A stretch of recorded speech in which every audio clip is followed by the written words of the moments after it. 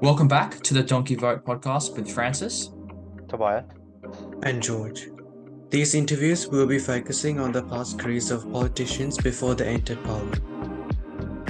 With a strong intention to our audience that anything is achievable no matter what you studied in university or college. If you like this sort of content, please make sure you like, subscribe, comment, and share with your friends. Also, we are on YouTube and Spotify, so make sure you follow us on those platforms. Make sure to follow us on Instagram as well to keep updated with the latest episodes and reels that we release. Enjoy the interview.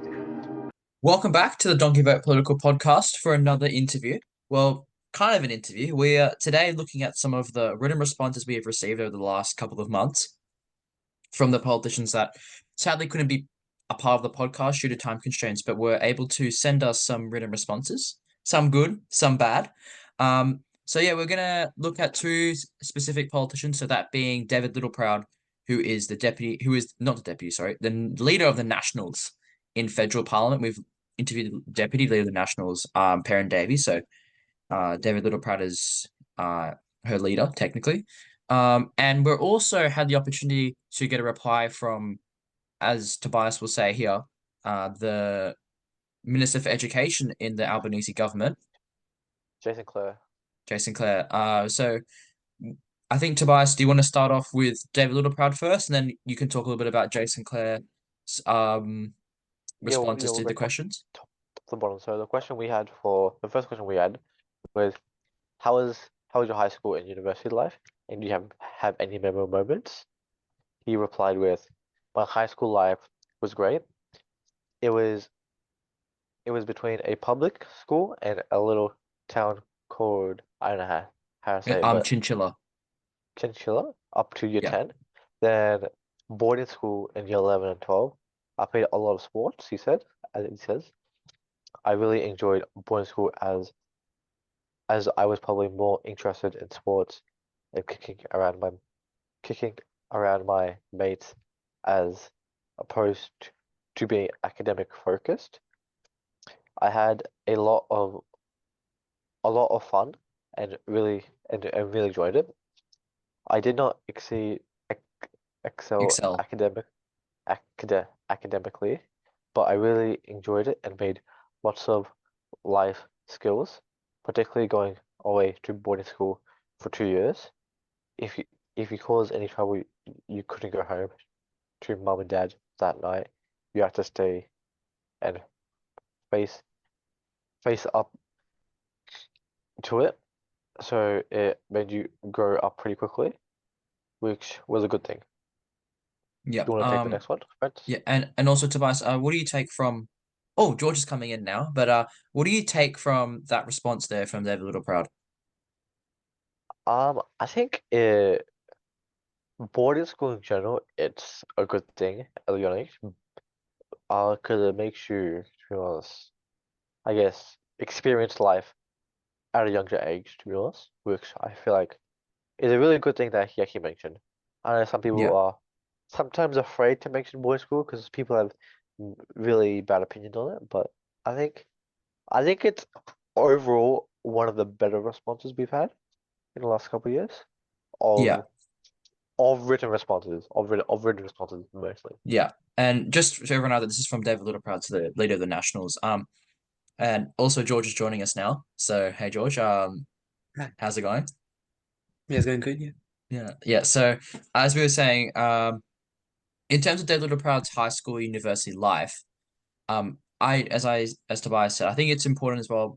He did mention a lot about boarding school. I think for a lot of kids growing up in little towns, especially like Chinchilla, it's quite a hard challenge to, stay in that specific town for your whole schooling career. So you have to move out for boarding school. And it's a good way, I guess, to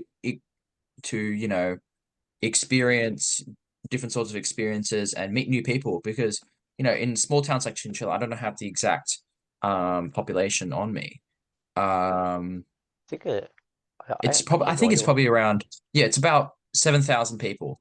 So when you're moving out of Chinchilla and you're moving to a different town, it's quite a big challenge. So I think it's quite interesting Think that David talked a little bit anxiety about that also. as a You may or may not get anxiety from that also.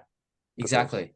It's yeah, a different experience, and I think importantly as well, when you talk about Parliament, you're not at home as often as you would like. So it's quite a good thing to see that, if you do go to boarding school at a young age, you're experiencing not being at home as much. So you kind of lose that sort of homesickness a bit in terms of, you're always Yeah, traveling around, especially as a parliamentarian.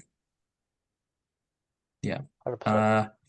George, I think we'll move on to the second question. So me and Tobias are just going to go through all the Which responses response? here from the MPs. And if you do find anything interesting, just let us know. So I'll move on to our second question here. So for David, so in his career prior to politics, he worked as a cotton chipper and had a career in the banking and finance sector for the NAB and Suncorp. So we asked him, is he able to share any of his experiences in these different jobs and how has it assisted in his political career?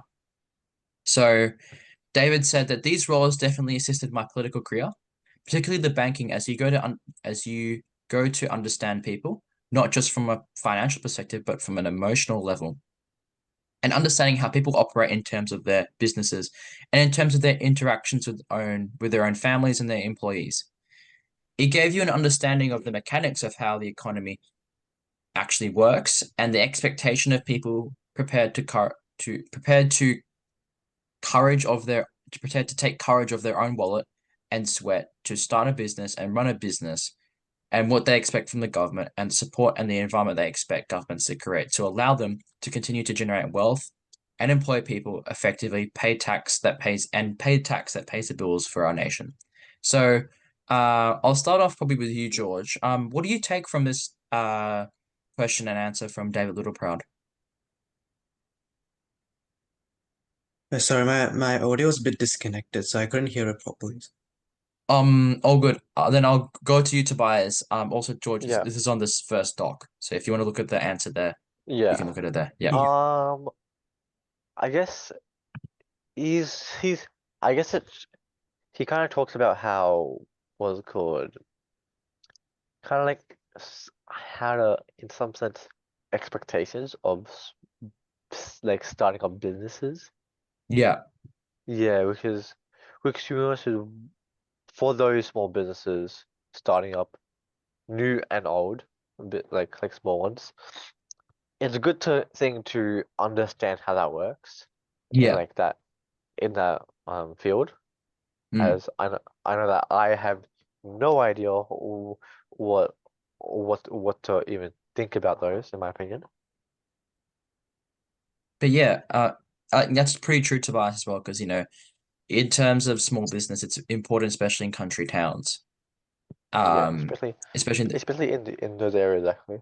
yeah, because there might not be a typical like a JB Hi-Fi or a Harvey Norman in those towns. So these small businesses, serve those areas very, very well. So I think, as you were saying, Tobias, it's important that, bankers and people representing these areas understand how these businesses work, and they really do understand what governments need to do to support them as much as possible. And George, did you take anything from this? Or Yeah, I think it was kind of good that like he was in the bank industry, so he was able to gain like good information about like from his career to politics as to like how everything operates in the government and stuff like. yeah, yeah. I agree with you there, George. I think in general, being in the banking sector is quite a challenging area to be in. And, understanding like, the legislation and how that affects businesses, especially in these small country towns, is really important. So that sort of previous experience, I guess, really helped him, as he said here, in his political career. Um, I think we'll go to our next question. So, George, if you're able to say this one for us, then we can assess it. So the question was, you come from a family that's been involved in politics. Your grandfather served on in the Chinchilla Shire Council, and your father, Brian Littleproud, was a state nationals MP and government minister. How was growing up with your family members being in such vital political roles? Did it inspire you to pursue politics? So, his response was, I yeah, I never knew my grandfather. He died before he was born. So his father was into state parliament when he was about 6. So there was during the twilight years of the I think uh, Bijoki Peterson. Bajorki Peterson government, and then after that, so obviously he saw a lot of what transpired in Queensland politics. But before that, his mom and dad were always involved in the community, and they always made it clear that he had to give it back to the community that he lived in. They were presidents of the cricket clubs and Apex involved, and they were involved in a lot of social service clubs, also tennis and football. So giving back to community was important. So when his dad went to the state politics, he obviously got an appreciation and understanding of what they can achieve, particularly for them that they live in rural and remote Australia. They're not that at disadvantage, but they just don't get their fair share, and they need someone that goes in and bats pretty hard to get their fair share, because that fair share can make a big difference to communities and their survival, but also growth. If regional Australia is so strong, so too is Australia. And those people are the ones that keep food on the table and the clothes on your back. So he could see firsthand not just the history of Queensland politics, but the impacts that this has on the community in Parliament. Yep. So George, what do you take from that response from Mr. Littleproud there? Yeah, I think it was a pretty good response because it shows that how he was like born and brought up in a pretty good family that did a lot for the community. So he like has a good understanding of the importance of helping the community and the impacts this has on the community and in Australia as well. Hmm. Tobias? Um, I kind of take on this. It's a really good response with him talking about just how his parents were president of the cricket club. So I I assume he's a lot about family and community, I assume, which is what you need in politics, which Yeah, is a great thing. and it's a really important thing because, at the end of the day, some of these communities are basically like family. So Yeah, it's important that, they have that. especially in the rural areas. Yeah, especially with those really low populations. And I think for me as well, what he was talking about at the end, that last couple of sentences, they were really important, especially, around that, regional Victoria does put the food on our table and the clothes on your back. So that's sort of the politics, I guess, in Queensland is, and even in other rural areas is really, really important because at the end of the day, they represent a lot of, the amount of food we receive, the amount of clothes we get, the amount of exports we get from certain industries. So it's really, really important that there's good representation and good government in those specific states, especially like Queensland and Western Australia, for example, which are very rurally based states. So that at the end of the day, when it comes to those sort of industries, they're represented properly by a good government that is there, for the people of Australia and the community, not just for themselves. Yep. I think we'll go to our next question. So, we asked David here, who would you say is your political role model or idol? And he said, my dad and a guy called Mike Ahern, who was the Premier of Queensland. They actually came, and he said they actually came through at the end of the bit of the Bijoki Peterson government era, and it was Mike Ahern and my dad and a couple of state MP and a couple other state MPs who were really concerned at the direction of the Queensland government was going with corruption, and they actually created what they called the Fitzgerald Inquiry, which was then on which was then which was then led to the which was then led to the blow of the lid on corruption on a political level, but also from the Queensland Police, and that took a lot of courage. Mike O'Hearn stood tall, and he did that, and actually then defeated Joe Jockey Peterson in a ballot that took courage. So Mike O'Hearn never faltered. And when he got the Fitzgerald report back, his famous words were that he would implement it lock, where he his famous words were that he would implement it lock, stock, and barrel, which he did. And he changed Queensland forever and for the better. So between my dad and Mike Ahern, they were probably the two I looked up to the most. So Tobias, what do you take from this answer here? I hate so what I can take away is they I assume they is this wait let me see where it was it's a good response. I was it's about I'm trying to read it through. That they this was right after Yep, so this the is right budget. after the Bajocki-Peterson. Yeah, So yeah. just for context for all our listeners out there, so the Bajocki-Peterson government was for about 20 years or so, and Hmm. it had gotten to the stage in Queensland where it was extremely corrupt. So that sort of corruption you see in India currently, and that sort of corruption you see Yeah, yeah, in like the Philippines now was pretty well in the Queensland government. So there was a lot of bribery around the police. yeah, So yeah. that's what Okay. he was really referring to there. Yeah, yeah. So he kind of like I guess talks about how he was inspired about from those people, which is corruption is kind of it's a general you kind of don't want to say it ever. Yeah. He just kind of talks about that most like corruption and like courage from his role models.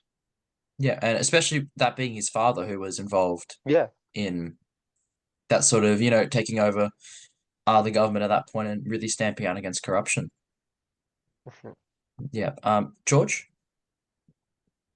Yeah, kind of just similar things as you guys said. Like it's kind of good that it's pretty good that like the politicians that he looks up to are like those who like were against corruption, as corruption has a really bad impact on society and community, and taking on that and ensuring that that's like really reduced is really important. And so yeah, that's pretty good. Yeah, answer. Yeah. And I think in general, as you see corruption all around the world now, it's quite sad that there's not as many politicians out there who trying to stamp out against it. So it's a good thing that David Littleproud's really pushed towards, those sort of politicians who are against corruption in that sense. So we can take from that David, himself tries to be as uncorrupt as possible. So it's a really good thing that, you have those idols who I guess really are good role models to have in this case. Um, so yeah. We'll move on to our second last question for David. So George, So the question that we asked him was, what made you run in the 2016 federal election for the National Party, and what made you join the National Party? So his response that was, I'd always been a believer in the National Party, as I believe that we are the ones that are the conscience and the voice of rural and remote Australia. We are the ones that take common sense to Canberra, the country common sense, the practical experience, the lived experience, and making sure that we have that voice that gets our fair share. There was never a question. I had seen that and been brought up with that, and saw what you can do when you are in government for the people you represent, and for us particularly in regional Australia. So that was never going to be in doubt. The member before me was Bruce Scott, who had been there for 26 years. I had known him since I was about 6 or 7 years of age, and Bruce was the one that encouraged me to stand when he was going. I always had an interest in politics, but had a career in agri-banking. I'm glad I did, and the reason was probably the encouragement from Bruce and the opportunity that I saw in being able to change the lives of people in regional Australia, and particularly Maranoa. I think we'll start off with you, Tobias, again. What do you take from this Yeah. answer? Um, I kind of like the reason why he picked the National Party. It's kind of like a interesting in how he like talks about the member before him, Hmm. which is which he's saying he's saying I acknowledge this person with their courage and like as he says courage and Integrity and that sort of thing. yeah, yeah, Ah, okay, yeah. And I think that's good as well. That kind of does relate a little bit more to the previous question we asked about his political role model and idol a bit. But I think it's good to see that, that's um that, Bruce really encouraged David to run in Parliament and, really pushed him towards becoming an MP. George, what do you take from this response? Yeah, kind of similar to what like you guys said, that he has a good reasoning to join the party, as it's really important that regional Australia is more recognized, as they do contribute a lot to the nation. So yeah, he has a good reason, and so he's been like brought up with like the party and always has been like good connection with the previous members. So yeah, that's kind Yeah. of good. Hmm. Yeah, I agree with you there. And also, especially around, the common sense, he really talking about the country common sense and how, the national parties are very conscious and voice for rural and remote Australia. It's really one of the only parties that's really just specifically for rural and remote Australia. So as he was saying, that practical and common sense experience that the Nationals have is really, really important, to represent those sort of rural and isolated communities within Australia, especially, being a vast country. Every single, I guess, region is really represented well by the National Party in this case. So we'll move on to our final question. So, Tobias, I know it's pretty short, but would you be able Yeah. to just show Uh, us this a little bit and tell the us? question we asked him was finally what was one piece of advice he would give to students in 2024, especially those entering university and high school. He he responded with give back to give back and this is give back to your community. It's not always ab about you and and always complete. Completing is not necessary against other people. It's sometimes against yourself. You have you have a crack. You better you are better off to have uh, have tried and failed than not try at all. But always make sure you have you give back to your community. We are better. We are we are a better country because of those who have done that before us. Yeah. I think we'll start off with George here. What do you take from this answer? Yeah, I think it's a really good advice that he's given because like it's really important to give back and always about. I think I like the part where it talks about competing because it's really good because because the competition is quite high like in these days for most things in life.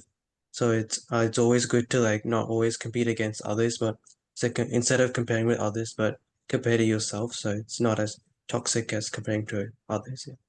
Yeah, and that's a really good example because, in society now, a lot of people really compare themselves to others, sadly, and I think we all three of us know people who do that, and it's quite sad because at the end of the day, the best comparison you can have for yourself, the best comparison you can make is to yourself.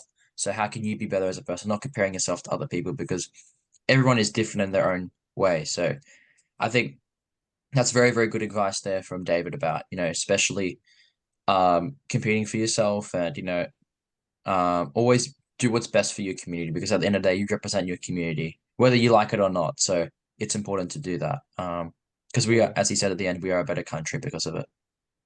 Yeah. Something to add is he's always in this through his response. He's always talked about give back from the start to the end because something I actually acknowledge. He's he's kept like a similar like theme you could say, I guess you could say. And he's also saying like, have a go at it, no matter what.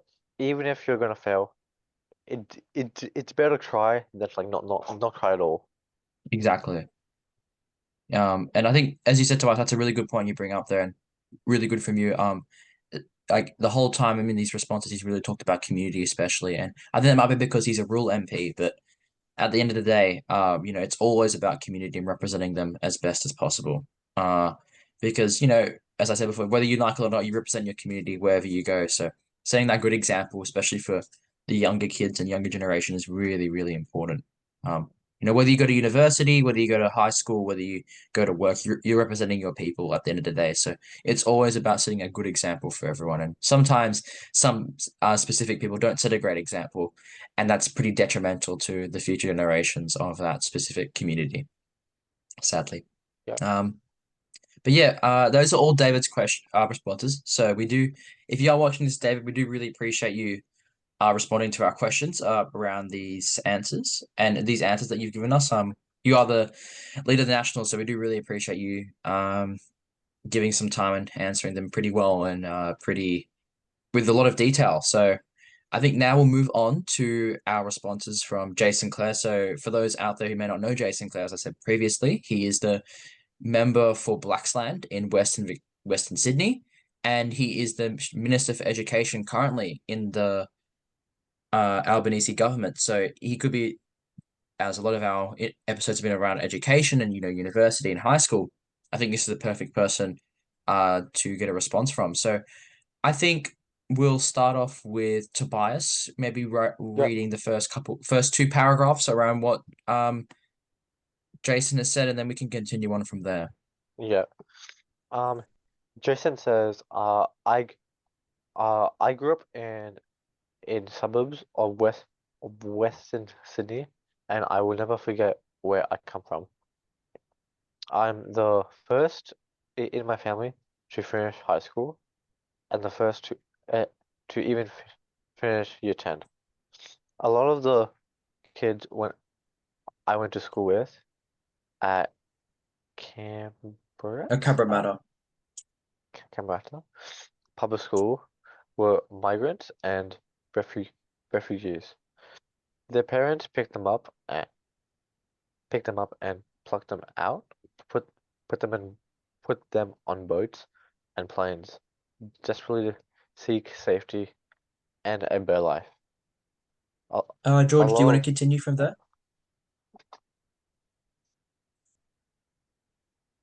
So is it from a lot of Just a these lot kids of barely a lot of these kids, yeah. yeah, so a lot of these kids barely spoke English when they got to school. Guess where they are today. They are partners in law firms, engineers, multimillionaire startup business owners. All of that has left an imprint on me about the power of education and what it can do. Yeah, and I'll But continue on from here. Yeah. But the truth is, children from poorer families are still less likely to go to preschool than children from wealthier families. They're also less likely to finish high school and less likely to go to university. The same is true if you grow up in the bush or the regions, or if you are an Indigenous Australian. If you are one of those children, you are 3 times more likely to fall behind at school today. Twice.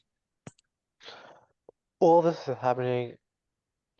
All this is happening is all of this is happening at the time when finishing school is so much more important than it was in my mom and dad's days or mine.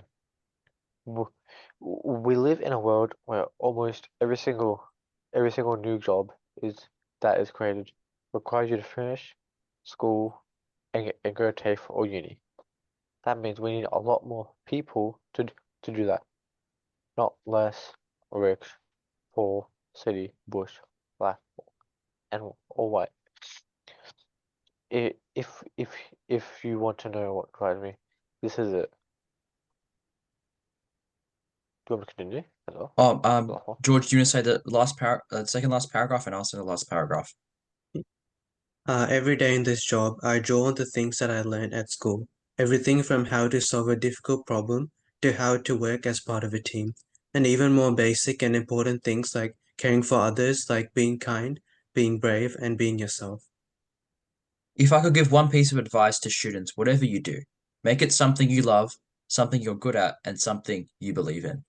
So that was the response that we got from Jason Clare. I think we'll start off with George here. So what do you take from his response here, and what are some of the things you highlight? Because he did talk a little bit about his life growing up in the western suburbs of Sydney, a bit about the people he was with, and some advice at the end. So what are some of the main takeaways that you see from this response? Yeah, yeah, I think it was a good response. It covered a wide range of important issues. But I think the thing that's important is like about the thing he talks about like migrants and refugees and how when they first came to Australia, then they barely spoke English when they first got to school, but like now with time and their hard work, they're like partners in law firms, engineers, and pretty successful in life. So like this kind of like shows how you have the willingness to, like work hard, you can make it pretty well in life. Yeah. Tobias? Uh, the main thing that I like is his drive, which is like he's saying like not like it does not matter your wealth, what you look like.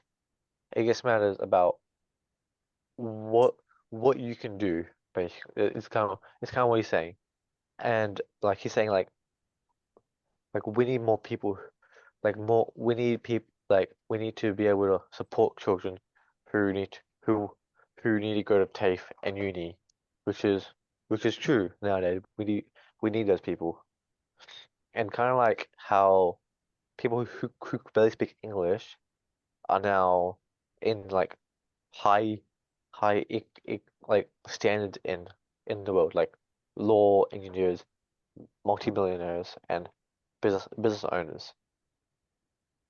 Yeah, and as Jason did say there as well, from what I take from it, a lot of a lot of jobs nowadays you need a university degree or a TAFE qualification. So it is really, really important that you work hard and try and get those sort of achievements, because back in his day, as he said, his parents' era, there were a lot more jobs where you just need hands-on experience and you could get the job. But nowadays you actually need that sort of certificate and that sort of degree to back you up, because it is a really, really tumultuous job period where people are vying for positions and have the same sort of degrees. So it's very hard to diversify if you don't have that sort of degree.